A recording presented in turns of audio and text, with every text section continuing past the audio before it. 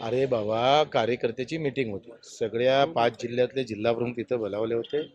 त्यात जालन्याचे जिल्हाप्रमुख होते, संभाजीनगरचे होते, तिकडे बीड, उस्मानाबादचे, बीडचे, असे 5 जिल्ह्याचे जिल्हाप्रमुख आणि नगरचे पण होते. नगरच्या एका जिल्हाप्रमुखाने सांगितलं की आम्हाला लंके साहेबांना जे मदत केली, आपल्या ज्या प्रहारच्या ग्रामपंचायत होत्या तिथे आम्हाला निधी दिलेला आहे, आम्हाला अतिशय चांगली वागणूक दिली, तर आम्ही त्यांना पाठिंबा द्यायचा काय, हा प्रश्न आम्हाला त्यांनी विचारला. आणि म्हणून मी म्हटलं का लंकेबद्दल प्रहार संघटना तिथली सकारात्मक दिसते आणि जालन्याला मात्र नकारात्मक दिसते. का दानवेनं आम्हाला खूप त्रास दिला, आलेला निधीसुद्धा पळवून नेला, आमची इथं तो वापरू दिला नाही. त्याच्याहून ते बोललं होते, त्याच्यात ते पत्रकार तिथे उपस्थित होते ही चर्चा होत असताना, म्हणून तो प्रश्न उपस्थित झाला. तुमचा उमेदवार तिथे उपस्थित राहणार आहे? सध्या अमरावतीशिवाय आमचं काही दुसरं डोक्यात नाही. तिसऱ्या टप्प्यात काय कसं करायचं ते ठरवू नंतर. इतर ठिकाणी कुठं कुठं तुम्ही समर्थन देणार? तिसऱ्या टप्प्यात आता सध्या काही नाही. आता जैसे ते अभी हम एनडीए में है, हाँ मैत्रीपूर्ण लढत है, आगे देखेंगे. संजय फडके यांनी रवी राणांवर आक्षेप घेतलेला आहे. त्यांनी म्हटलं आहे की आमचा जो फोटो आहे तो तुम्ही नवनीत राणांनी विचारात न घेता लावलेला आहे, कसं पाहता? आता भाई मला असं वाटतं हा संजय भाऊचा प्रश्न आहे आणि त्यांनी न विचारता लावला असेल तर जुनी सवय आहे राणाची. आम्ही विचारून घेतो. आमच्या पोस्टरला तर आपण आपल्या पोस्टरला.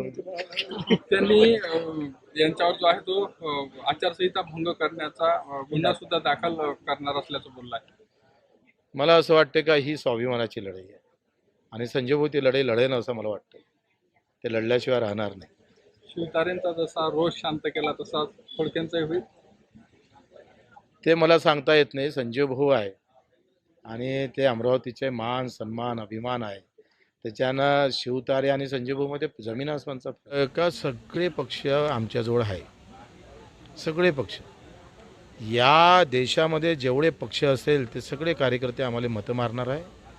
कारण आखरी ही जी आम्ही पाहतो तानाशाही कोणाला सहन होत नाही, ते मनातून कोणीच नाही, किती काही करा. पण लोकांचं ते म्हणतं ना, चित खेटरात धड मंदिरात, तसं सध्या स्थिती आहे. आणि म्हणून त्यांचं चित आमच्यात आहे, दिनेश भाऊच्या उमेदवारीमध्ये आहे.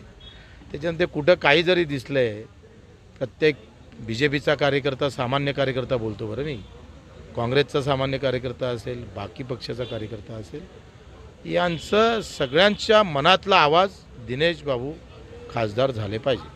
रामटेकच्या रश्मी बर्वेचं जे जातं होतं ते एका दिवशी रद्द केलं आहे, मात्र या ठिकाणी 5-5 वर्ष पूर्ण झाले अजूनही ही तानाशाही आहे. न्यायालयानं न्याय न दिल्यामुळं, उशिरा देत असल्यामुळं आणि भारतीय जनता पार्टीनं या बाबतीत घेतलेली भूमिका अतिशय रुचणारी आहे. एका RSSच्या माणसानं सुद्धा हे म्हटलं का ही अतिशय घातक आहे, अशा पद्धतीनं उमेदवारी देणं हे चुकीचं आहे. हे मी नाही म्हणत, RSSचे सभासद म्हणतात. आणि त्याच्यामुळे लोक न्यायालयात आम्ही जिंकू.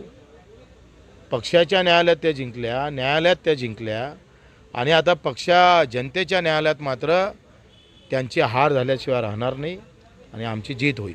3 तारखेला तुम्ही जो नामांकन दाखल करणार आहे, कशा प्रकारे शक्ती प्रदर्शन राहणार आहे? मला वाटते तुम्हाला माहीत आहे आम्ही रॅली सम्राट आहोत, आम्ही आंदोलन सम्राट आहोत. रक्तदानामध्ये आमच्या एवढा रक्तदान करणारा दुसरा उमेदवार दुसरीकडे नाही आहे.